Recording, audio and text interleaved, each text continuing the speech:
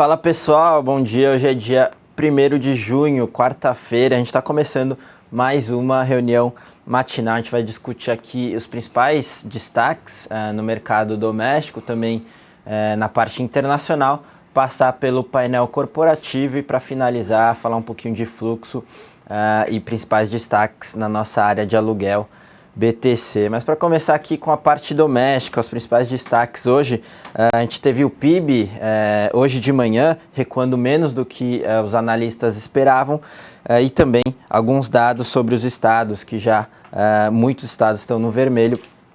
A gente vai comentar um pouquinho melhor sobre isso, e lá fora alguns dados importantes também, principalmente PMI na Europa e na China, especificamente vindo um dado fraco. Mas para comentar tudo isso no detalhe, eu vou chamar agora o Gustavo Cruz. Bom dia, Gustavo. Fala, Kim, bom dia a todos. Começando não com os dados do PMI ainda, mas com uma decisão no Japão. É muito importante acompanhar essa decisão porque o país está tendo dificuldades via política monetária para estimular a inflação do país, para recuperar, ter um crescimento mais sustentável de longo prazo. Então era muito esperado que eles fossem postergar essa elevação nos impostos, essa parte fiscal, que eles também precisam ser mais responsáveis, mais para frente, para 2 anos, e realmente eles fizeram isso, postergaram por 2 anos a elevação das taxas dos impostos que estavam previstos para agora. Eles já tinham postergado isso há 1 ano atrás, 1 ano e meio atrás. Então a decisão realmente se confirmou a expectativa dos mercados, e o Shinzo Abe ele postergou em 2 anos e meio a elevação de impostos. Hoje também teve um comentário de um dos principais conselheiros do Shinzo Abe falando que nas próximas reuniões do BOJ é esperado que eles aumentem ainda mais os estímulos monetários e não cortem juros. Então a taxa de juros já está negativa, não fica ainda mais negativa. Mas de qualquer forma a gente destaca para vocês que o mais importante, o movimento mais importante foi essa postergação de impostos decidida hoje. Aí sim, indo para os dados de PMI, a gente teve tanto os dados de PMI oficiais da China quanto os dados monitorados pela Markit. Os oficiais são um pouco melhores, ainda estão acima da barreira de 50. Então o PMI industrial ficou estável em 50,1 no dado oficial, o PMI de serviços foi de 53,5 para 53,1, e nos dados da Markit, que aí tem um pouquinho mais de credibilidade para o mercado, o PMI industrial foi de 49,4 para 49,2, 15º mês seguido abaixo da linha de 50, ou seja, abaixo da linha neutra, indicando contração. Preocupa justamente por causa da aceleração da China, se está num ritmo mais acelerado do que o esperado. Indo para a parte da Europa agora, também dados de PMI, também dados de PMI industrial. Agora sim, PMI recuou de 51,7 para 51,5 em maio, na zona do euro como um todo, mas também ficou pelo 35º mês acima da linha de 50. De qualquer forma, os mercados já estão ficando um pouco mais preocupados por ele estar recuando, se aproximando cada vez mais da linha neutra. Olhando só rapidamente, individualmente para alguns países, na Alemanha o PMI avançou, foi de 51,8 para 52,1, e na França passou de 48 para 48,4. Os da Itália e da Espanha recuaram. E antes, para a parte doméstica, só um destaque: o PIB da Austrália, que é um país que é muito ligado com a China, então sempre que os indicadores de lá tomam um baque um pouco mais forte, o pessoal fica mais preocupado com a economia chinesa. Eles surpreenderam positivamente com um crescimento de 1,1% no primeiro trimestre deste ano. E na agenda de hoje, fiquem atentos ao livro bege dos Estados Unidos, que é mais ou menos uma perspectiva do Fed sobre a economia nos próximos meses. Então é interessante ver o que eles estão enxergando, o que eles estão monitorando. Agora sim, a parte doméstica, só um destaque antes do PIB, que hoje tinha várias notícias sobre a negociação que está tendo entre os estados e a União, sobre os estados a maioria já está no vermelho. A notícia do Globo hoje era que dos 27 estados, 18 já estão no vermelho.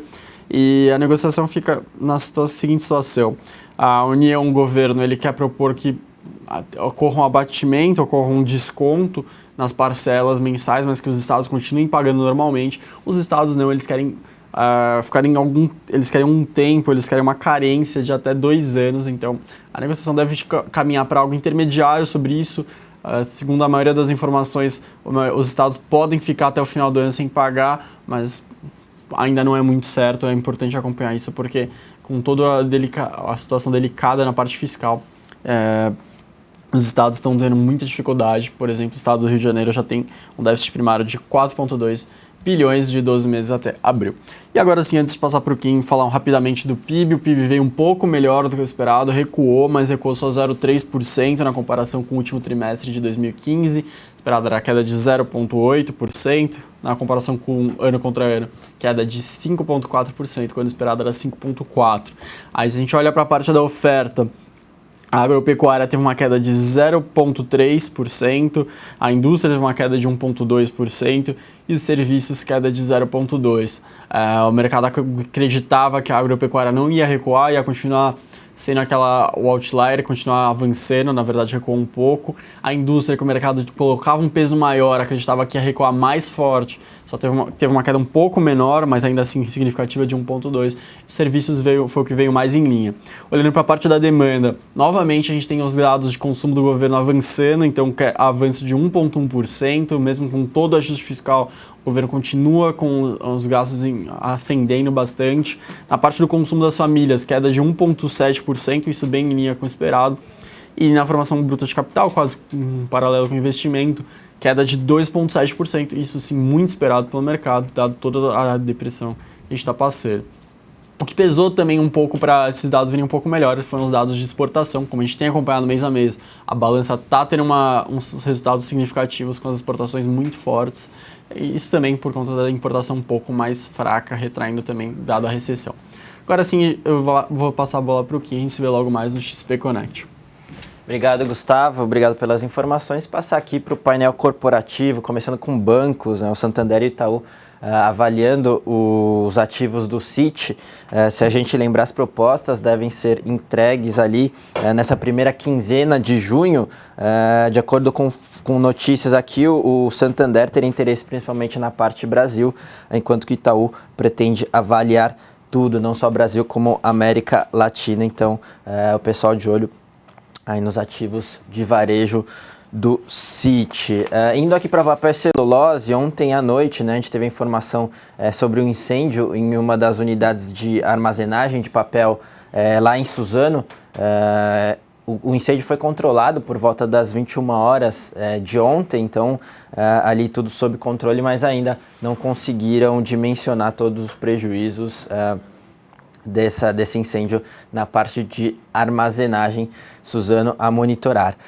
Indo para agora sim para a parte de siderurgia, muita notícia aí sobre uma possível cisão, né, da Usiminas, lembrando que a Nippon e a Ternium são os controladores e tem uma briga há muito tempo, então muita gente já conversando e especulando ali uma cisão, aí uma parte da Usiminas ficaria com a Ternium, a outra com a Nippon. Ontem um jornal local comentou que de fato a Nippon estava interessada e já estudando essa cisão, mas hoje já a própria Nippon comentou que não está olhando para isso ainda, é tudo especulação, então nada de concreto sobre essa cisão.